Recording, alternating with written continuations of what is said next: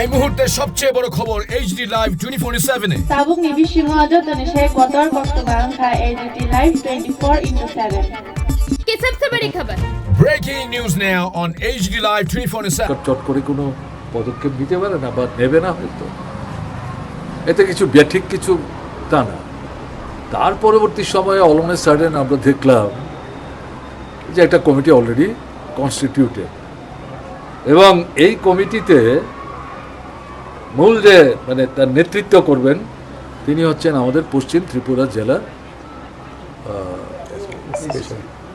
Superintendent of police. এই ভদ্রলোককে আমরা চিনি না, আমি অন্তত চিনি না। তার কর্মদক্ষতা কর্মক্ষমতা এগুলো নিয়ে প্রশ্ন করারও সুযোগ আমাদের নেই। আমাদের যেটা মনে হয়েছে উইলফুলি স্পেসিফিকলি ইউজিং দিস ওয়ার্ড যেটা বলতে চাইছি উইলফুলি এই গভর্নমেন্ট এই যে ত্রিপুরার সেন্সিবল পিপুল, আমরা যে কথাটা তার মৃতদেহ দেখে বেরিয়ে এসে বললাম এটা তো শুধু আমাদের মধ্যে সীমাবদ্ধ থাকলো না, বিভিন্ন পলিটিক্যাল পার্টি তারাও একই কথা বলেছে।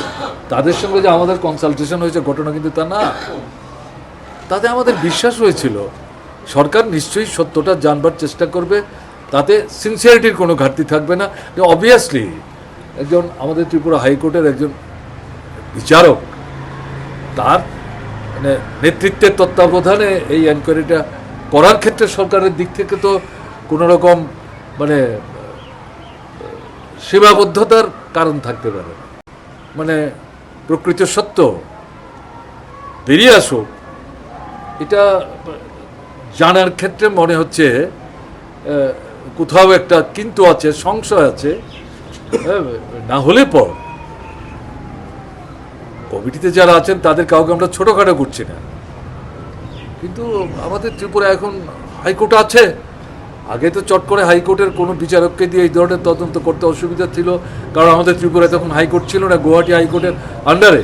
আমরা এর আগে ওই ধরনের এনকোয়ারি আয়োজন করেছি, তাতে হাইকোর্টের লোকদেরকে নিতে গিয়ে আমাদের খুবই সমস্যা হয়েছে। তো এই জায়গায় এখন তো এই সমস্যা ছিল না, ফলে এতে আমাদের একটা আমাদের মধ্যে যেমন সন্দেহ, আপনারা যে সেদিন প্রশ্ন করলেন এটা শুধু সাংবাদিক বন্ধুদের প্রশ্ন না, আপনাদের মাধ্যমে সাধারণ মানুষের এক্সপ্রেশন অফ মাইন্ড, এবং তারাও আমাদের সঙ্গে from different works of life from different quarters তারা হচ্ছে এটা আমাদের কাছে জানতে চাইছে। তাকে আমরা বললাম এটা যদি আপনার নিজেরও অভিমত হয় তাহলে তো ইন্টারভেন করা দরকার, কথা বলা দরকার। এই যে তদন্ত কমিটি যেটা সিট বলছে, হ্যাঁ এই কমিটিতে মানে এটাকে রিকনস্টিটিউট করা দরকার, এবং আমাদের ত্রিপুরা হাইকোর্টের একজন বিচারক, হ্যাঁ তাকে তার টপে বসিয়ে যদি চিফ জাস্টিসকে বসিয়ে করা যায় আমাদের তো কোনো আপত্তি নেই, rather that would be better. কিন্তু একজন হাইকোর্টের বিচারক তার টপে বসিয়ে এটা করা দরকার, এবং সবাই চাইছে পক্ষে এই ধরনের কমিটি করা সম্ভব না হলেও যেটা এডিসির ক্ষেত্রে গভর্নর করতে পারেন, কারণ হি ইজ দি টপ, কিন্তু গভর্নরের ক্ষেত্রে তিনি অভিভাবক। আমরা জানি না এই কমিটি ইত্যাদি তৈরি করার সময় আমাদের সরকারের তরফ থেকে তার সাথে প্রায়র কোনো কনসালটেশন হয়েছে কি হয়নি। গভর্নরের সাথে আমরা কথা বলেছি, সেটা আমি এখানে ডিসপ্লে করব না।